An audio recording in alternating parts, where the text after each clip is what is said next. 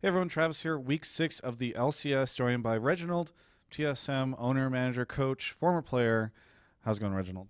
It's going great. Our team just lost to Coast, but it was a definitely good learning experience for sure. They did what I didn't expect, or they did what I said that was a win condition. Zion got going, and we just lost. So congrats to Coast. They did really well, for sure. Very good. Well, I did want to talk to you a little bit about all the XDG stuff that's been happening recently. We've seen so much conversation about this in the community, lots of articles, editorials, and I feel like you are someone who is a really valuable person to talk to about this, obviously, because you have all this experience running TSM and being a player and all the different titles that you've held. So, first off, I'd love to know what you think of XDG's current situation. I mean, to be honest, XCG is in a really big mess right now, and they need to have this absolutely big change to make it work. Um, I honestly don't see them in the next split at this rate. Now, we can sort of start off with a conversation about Bloodwater, because a lot of people feel as though they're making a mistake by asking Bloodwater to leave the team or to have Bloodwater leave the team. It's kind of vague right now what exactly is happening, but what do you think about having Bloodwater no longer on XDG? Based on the information given to the public and myself, from my personal opinion, I feel like Bloodwater should be replaced. Mainly because a lot of the fans are looking at it from a spectator point of view, but they're not looking at it from the other side. They're not looking at how Bloodwater is affecting his team, the owner, and the complete organization. I mean, there's many ways to look at the situation right now, right? Because at the end of the day, um, fans really take care of the team, and that's why the teams exist, and that's their main source of income. But at the same time, it is a business. It is a professional career, and I feel like Budwater just isn't dedicated enough for the position. So from an owner standpoint, right, it's really important to have a team that is solid that you can work with. And what's given to me is that if I was in that situation, I would have replaced Bloodwater instantly at the split. If a player comes to me and he tells me that, hey, look, I can only play 6 months from now, and it's a starter spring split, I would replace him because any owner's goal is to aim to go to Worlds. That's where the big piece of prize is. That's where everyone's dream is to go. It's to get to Worlds. And Spring Split is just a stepping stone. It's used as a practice ground to get better by next split to get into Worlds. And by him saying that, Budwater's basically saying, hey, look, I'm gonna look out for my best interests. I wanna pursue other things, and that's absolutely fine, right? People need to take care of themselves. They have their own goals, but it just doesn't mix well. Like his perception and his goals are different, and it's not on the same line of the team. The other four players are aiming to do better next, but they're aiming to go to Worlds. Why would you use a player and why would you work with him for a whole 6 months if you know that he's just going to leave you? It's going to leave the team in a state of disarray, especially when Bloodwater is such an important piece. He's the shot caller. He's an all-star player. And if you're going to lose that big piece later on when it matters more, why would you not get rid of him, find someone else, and try to work with him and make sure that you can go into next split better than losing him when it really matters? You know what I mean? It's like it doesn't make sense. Now, a lot of people have blamed XDG management for a lot of different things. And I'd love to just sort of know, what do you think that they need to do to resolve the situation? And what would you do, I think, if you were in their shoes?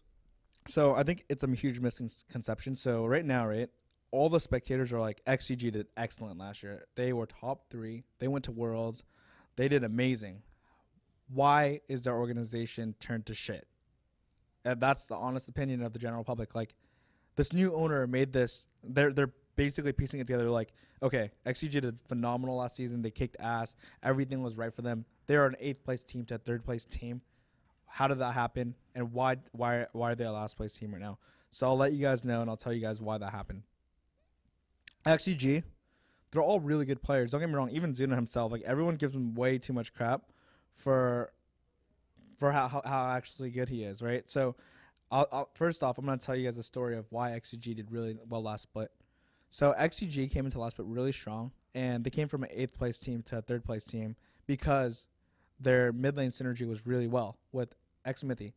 Xmithy was an unknown player, and he didn't get much credit last year, but he was an all-star player. He's probably the top 2 best junglers in NA. He had better mechanics than Meteos, but Meteos is just known as the best jungler by far because he has the best decision-making out of all the junglers.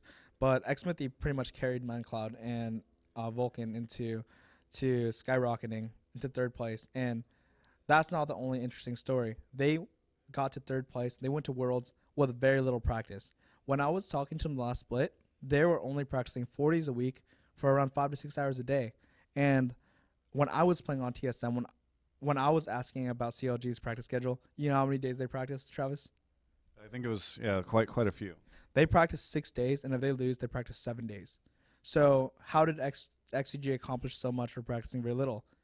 Because they were consistent, they're all very good, and they stuck to one thing that they're good at. But the problem with their strategy was they only camp middle. So eventually people are going to figure them out, and it's only natural that they're going to get worse if they only have one strategy. So after that, right, the owner of Vulcan decided to sell his team to the new owner, I think Alexander. And the misconception is he's a bad owner. So why is he a bad owner? I don't get it, because the initial owner that Vulcan got, Vulcan was getting paid a lot less. There was no support at all, from my understanding, that is. When Alex came in, he gave them the financial support they needed. He gave them anything they wanted. He's like, you want more salary? Here's your salary.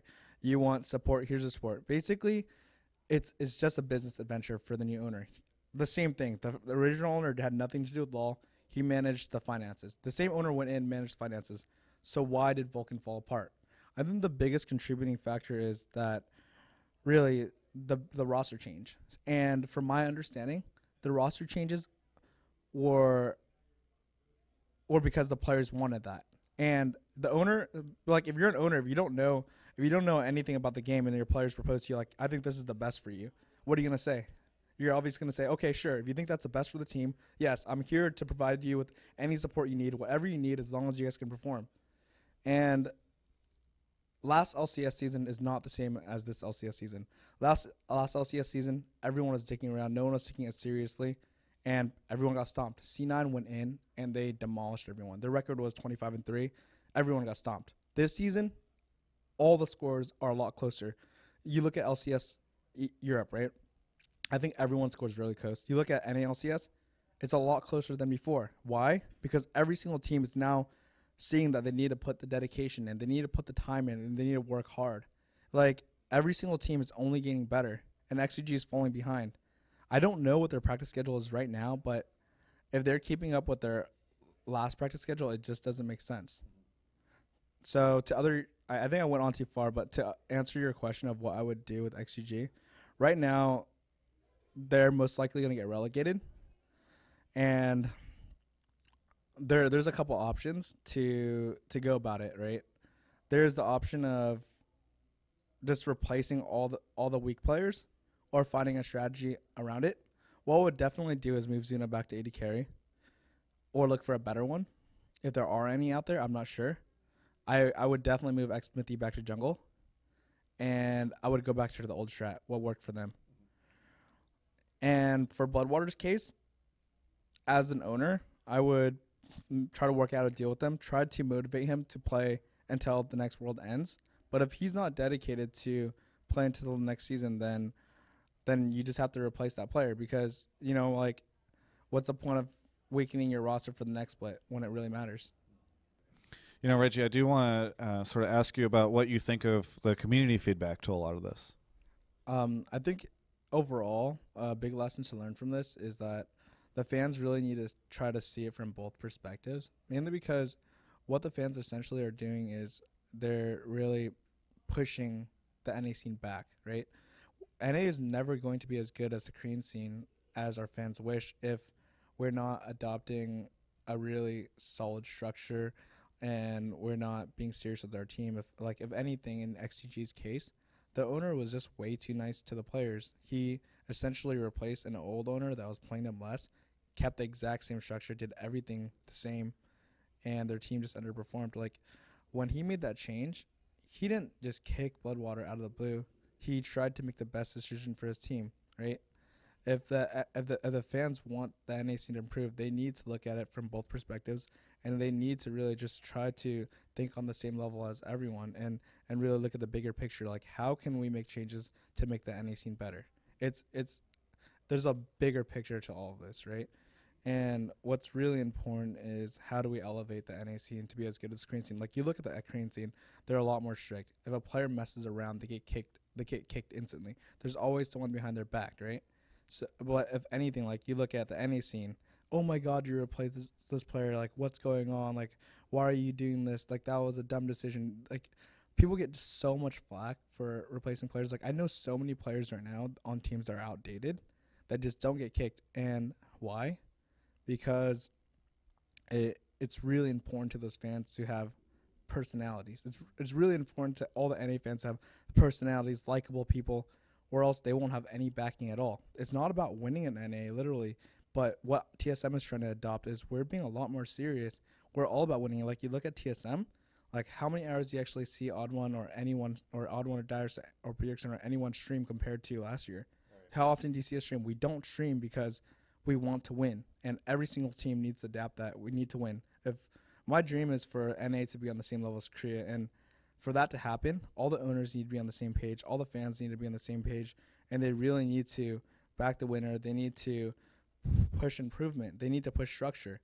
Like, some of the teams, when they're supposed to practice 4 days, 5 days, 6 days a week, they complain. And you look at the Korean teams, they have no girlfriends. They're not to use like cell phones, or you have to sleep early on. They're like, there's so many rules. Like, you have to only drink water, you have to work out. Like, they have this complete structure, and it just dictates your life. You have nothing else other than your professional career as a pro gamer in Korea. That's not the same here, because you follow the general standard. Like, a player is going to go up to you like, why should I play for your team when you have to do all this extra when I can play for another team and just do 5 days, 6 days a week, right? Like, that's the mindset NA is in right now. It's like you need to follow the NA standard or I won't play for you.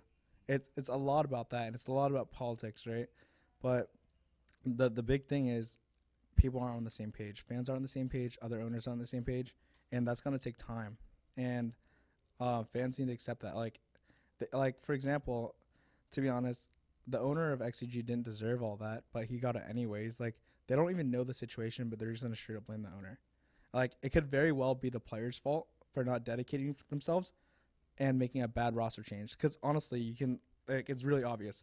They had this roster, they're doing well. They had this roster, they aren't doing well with the role slots. Why? Do you honestly think a guy that doesn't play League of Legends that often, that goes in there and is like, you have to do this role swap? It's obviously not that simple. You think Kenma, Zuna's brother, can have that authority? No, people, like, I'm gonna be honest, okay?